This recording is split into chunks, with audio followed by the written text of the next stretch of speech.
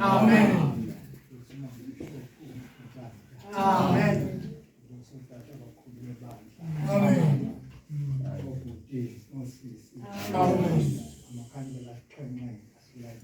Hallelujah.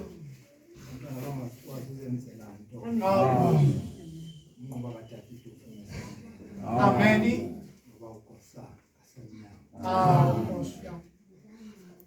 Izwi ekhemanzo leka njengami lokho.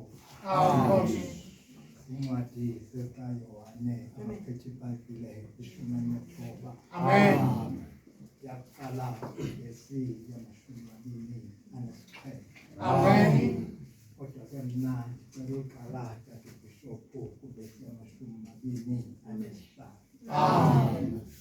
Ithi lendawo kusemnqamlezweni kaYesu.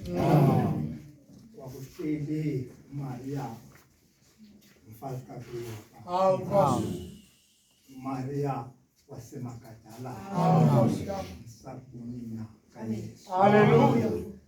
Thina bajonga uYesu, bajonga Maria unina wakhe. Amen. Wanelizwi alikhuphayo wathi mfazi nakunyana. Waguquka wajonga ezantsi wabona umfundi lowo ebesabelana izinto naye ngayo sesu. Wathi nyana nakunyoko. Ithi iza kuphela le ndawo lo mfundi kwa oko wamthabatha uMaria. Wamkhangelisa indawo esafe. Amen. Afanele khona. Andayiqala le ndawo Yesu imbangoba athi mfazi nankonyana. Uye wakhumbula waguquka ebuthixweni. Wabuyela enyameni. Wakhumbula oyena mntu umsise emhlabeni. Nangona benguThixo kodwa usiswe nguMaria emhlabeni. Amen. Ngoku uYesu phambi komphefumlo wakhe lamadoda utyakatye awenze yonke into. Uyaziyaleza kunina. Amen. Uthi mfazi nankonyana. Hallelujah. Aphinda aziyaleze ngokwakhe athi nyana nankonyoko. Umfundi xa unojonga le Bhayibhile indlela icacisa ngayo uYohane uthi lo mfundi uYesu uqoqe inhliziyo kaMaria. Ufumana inhliziyo kaMaria yonakele. Ufumana inhliziyo kaMaria ikhazukile. Ufumana inhliziyo kaMaria ililigazi. Kuba kaloku kubuhlungu ukubukela umntanakho exhonywa phambi kwakho. Ngoku uyaziyaleza uthi mfazi nankonyana. Aguquke ajonge lo mfundi. Ntoni imbangoba uYesu axelele lo mfundi. Ujonga inhliziyo kubafundi bakhe wayehamba nabo. Unoyena umfundi onokwazi usindisa owamumama kulona. Bayona inhliziyo ilungileyo enokwazi ugcina umama kweentsuku zintathu xa ndingekho yilena. Kulapho khona athi khona nyana nankunyoko.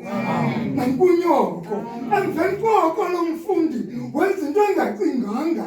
Akawalindanga uyesaqile. Hallelujah. Wamthatha wamkhangelela a-safe place. Amen. Ukuze intlungu zikanyana wakhe angazibukeli zona. Amen.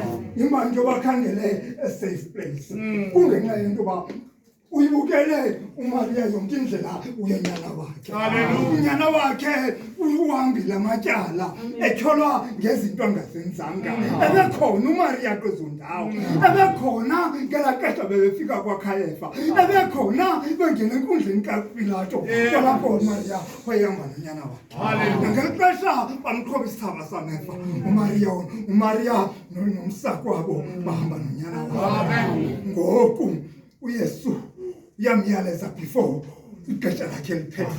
Before umphefumlo aphele uYesu uyamyaleza into yokubana mfundi wam olungileyo khawuthatha umama umkhangelele indawo elungileyo.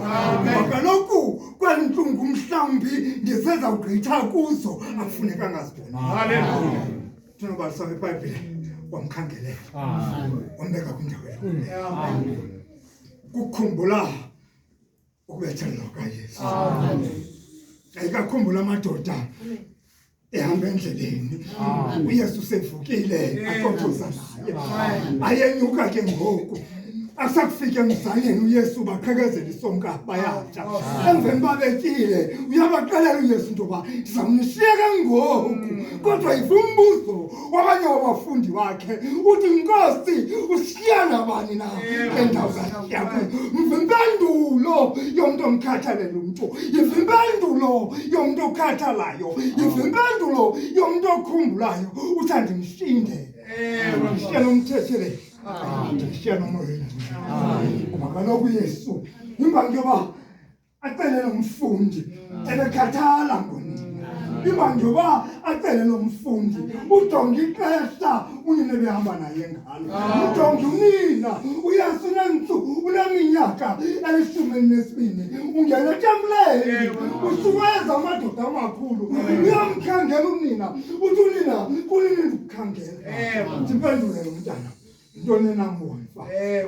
Ntoni nam nawe mfazi? Awazi into yoba ndigqithiswe kaThixo. Ndithetha iindaba ezilungileyo. uYesu ukhumbulelo. Fikelwa yinimba yobumntwana emzaleni. Fikelwa yinimba yakwanyama. Awukho inimba yakwamoya. Ngoba kaloku yakwamoya mhlawumbi ngemyekile wathi mna ndinguThixo angeke ndimamele into endizayijonga. Ngeke ndimyeke uMariya ndimoya uMariya akahlale phaya. Ufikelwe yinimba yakwanyama. Wamazi into yokubana kwezi ntsuku ndinazo ezantsi emhlabeni. Le minyaka bendiyiqhuba ezantsi emhlabeni. Oyena mntu oyithwele. Loo nto myalezayo ngoku. Sizowuyaleza. Thina sizoziyaleza. Sendawo. Tutata umuntu ongakhumbula. Kanza kwehla nekasikhumbula apho uThixo sithathe khona. Sazi uThixo apha sisuse khona. Sikhona iGetsemane besihamba kuzo. Haleluya. Sikhona amatye besigebisele. Kodwa khange silibale uThixo apha sithathe khona. Amen. Into angakhange ilibale uYesu leyo. Ngoba kaloku babemlibele njengamyalezanga kulaa mfundi.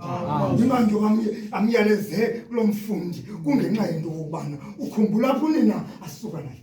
Amen. Siselo nkumbulo njalo.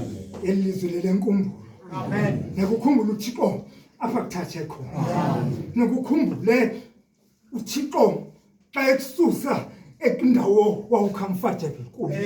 Waze kufaka kwindawo yaseSt Wiseman. Amen. Mhlawumbi ngongena kwakho kwindawo yaseSt Wiseman. Haleluya. Zikhona izinto ezenzekayo.